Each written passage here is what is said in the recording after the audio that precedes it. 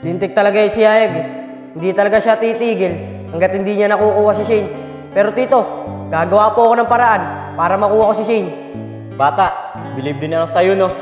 Kahit binastid ka na ng pamangkin ko, tuloy ka pa rin. Pinagsiksikan mo sarili mo sa kanya. Kahit magkasira kayo ng kaibigan mo si Yayag. O paano bata, gabi na. May pupuntahan pa ako at ikaw, umuwi ka na rin. Sige tito, may pupuntahan din kasi ako eh. Hindi talaga ako papayag na makuha ni Yayag si Shane.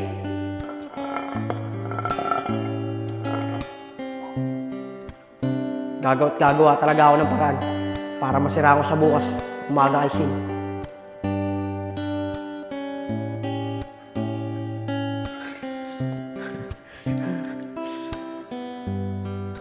Kuya! Wag po! Kuya, wag! Sino po ba kayo? Ano po bang kasalanan ko sa inyo? Kasalanan? Marami kang kasalanan sa usahan. Masyado ka naman yan. Tapos ka na ngayon. Wala naman yan para sa akin. Sa wakas, wala naman yan. Makakadiskarte na ako dito.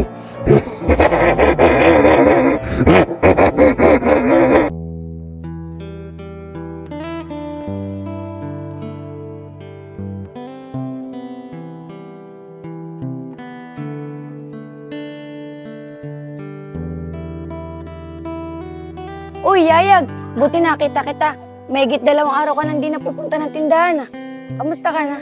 Shane, pasensya na kung 2 araw ko di nakapunta sa tindahan nyo. May problema kasi. May nangyari kay Oscar. May pumatay sa kanya. Ano? May pumatay kay Oscar? Paano nangyari yon? At saka sinong gumawa ng Yayag? Shane, di ko nga rin alam kung sinong gumawa sa kanya nun. Pero isa lang ang kutob ko nagagawa sa kanya nun. Si Iber at Siapong, bago kasi mawala si Oscar, sila lang nakakaway namin. Yayag, mahirap naman mambintang kung wala ka na maibidensya na sila ang gumawa ng kay Oscar. Shane, magandang umaga. Brad, nabalita ko yung nangyari kay Oscar May nalulungkot yung nangyari sa kanya. Kinalulungkot! Brad Iber, huwag mo nga paglulukuhin. Dahil walang ibang gagawa nun, kundi kayong dalawa ni Apong.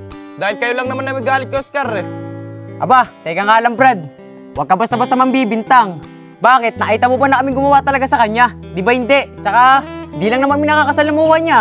Kaya huwag ka basta-basta mambibintang. Hoy, magsikigil nga kayong dalawa.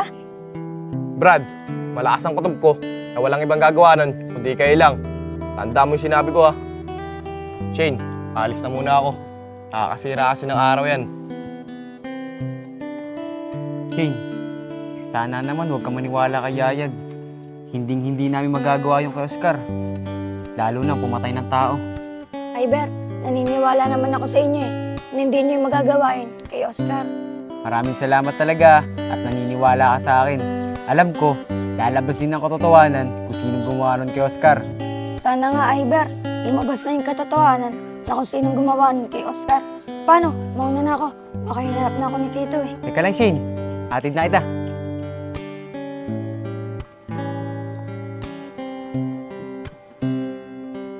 Oy, pre! Saglit nga lang. May tatanong ako sa'yo. Pre, nabalitaan ko nangyari sa kaibigan mo si Oscar. Totoo ba yun na may pumatay sa kanya? Alam mo ikaw, alam ko may kinalaman ka sa pagpatay sa kaibigan ko Kaya huwag ka na magmangmangan. Umamin ka na sa akin. Pare Koy, kabasta-basta mambibintang ka. Bakit? Ako ba nakita mo na pumatay sa kaibigan mo? Di ba hindi? Ikaw, mais-ayos ka. May araw ka rin sa akin. Di ako papayag sa nangyari sa kaibigan ko. Shane, pwede ba tayo lumabas? Pumunta lang sana tayo sa mall. Huwag kang mag-alala, libre ko. Wala kang gagastusin.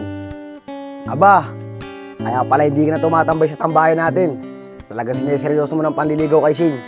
Pare nga Pong, huwag mo naman ako pagsalitaan ng ganyan. Pinapaya mo na ako kay Shane sa ginagawa mo Bakit parang Eber? Sa akin ba naiya ka?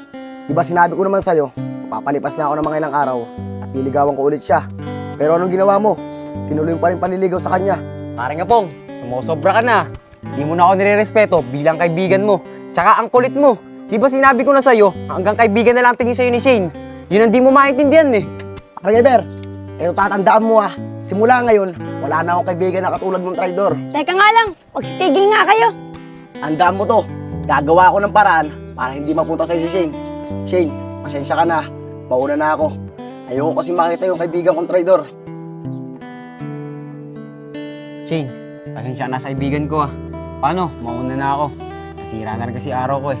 Sige, Iber, mag-iingat ka. Pasok na rin ako. Hindi ako papayag na ikaw magiging hadlang para hindi sa akin mapunta si Shane. At gagawa ako ng paraan para hindi mo ako mahadlangan.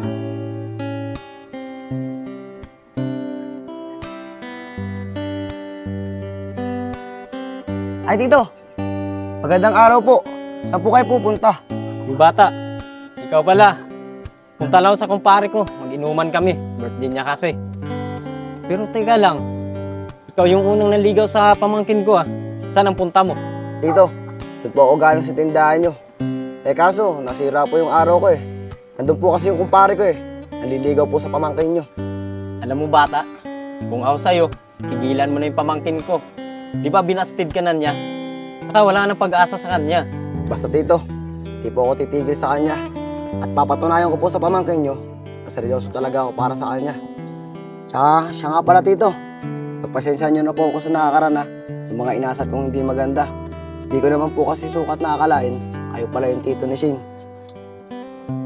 Ganun ba bata? Wala nang problema sa akin yun. Pero iwan ko lang sa pamangkin ko kung may pag-asa ka sa kanya. Pero bilib talaga ako sa'yo bata. Napaka-agresibo mong tao.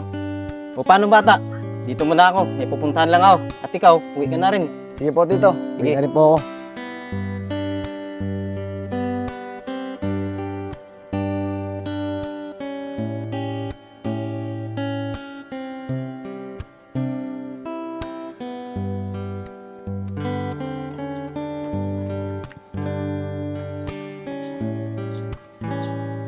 Hoy Brad, nakakalata na ako sa iyo eh. Lagi mo ako sinasabihan pag pupunta ako kay Shane eh. Aba Brad, sadyang nauna lang talaga ako pumunta sa'yo dito. Bakit ka nagagalit? Oh, nag-aaway na naman ba kayo? Eh paano Shane? Nagagalit. Nauna lang ako pumunta rito. Hindi Shane, nakakalata na ako dito eh. Kada akong pupunta rito, lagi ako sinasabayan. Tila nananadya na eh. Alam mo ikaw, Iber, masyado kang iyakin eh. Naunahan lang kita eh. Nagkukumagalit ka agad sa akin. Uy Shane, pumasok ka nga muna sa loob. Maraming gawain dun. Hindi po tito. Ito po kasi si Yayag. Kada akong pupunta rito, lagi ako sinasabayan. Tito, tila nananadya eh. Gusto mo tapusin na natin dito eh. O sige, tapusin na natin. Sige, ano? tara, bakit ba? Tigilan nyo na nga ang dalawa yan. Wala na kayong respeto para sa akin ah.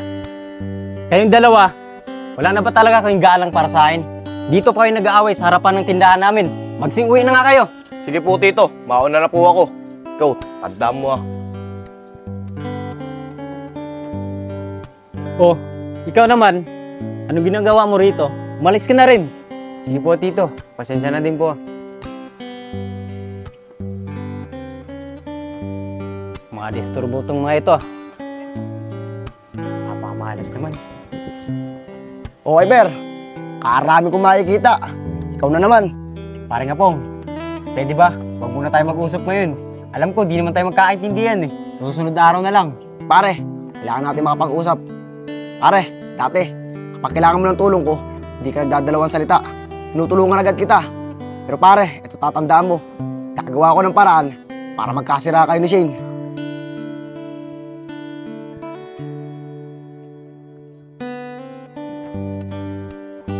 O Yayag, may nalalaman ako sa'yo ah. Nanliligaw ka rin pala kay Shane. Oo, pre. Ano masama dun? Bakit? May problema ba? Oo, may problema. Dahil hindi ako makakapayag na mapunta sa inyo si Shane. Gagawa ko ng paraan para saan siya mapunta. Tignan natin. Gagawa ko ng paraan para hindi mo ako maadlangan. Dito, maganda nga po. Nandiyan po ba si Shane? Pwede ko po ba siya makausap? Di ba sabi ko sa'yo, tigilan mo na yung pamangkin ko. Wala nang pag-asa sa kanya. Saka, nagsasayang ka lang ng oras at araw, kakapunta mo rito. Dito, gusto ko lang po makausap yung pamangkin niyo eh. Kahit saglit lang po. Tawag naman po. Baka nandiyan po siya. Alam mo, ikaw bata ha, natigas din ang ulo mo no. Umalis ka nga dito. Saka gumagabi na, hindi matapos-tapos yung paglilinis ko ng motor. Disturbo ka talaga. Kapag-inom na nga lang, para mawala yung problema ko.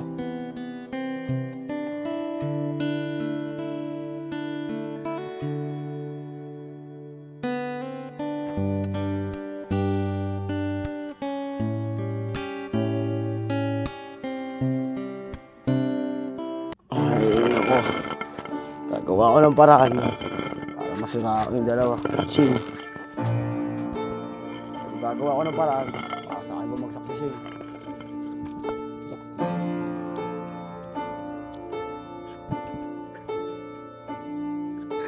Kuya, wag po!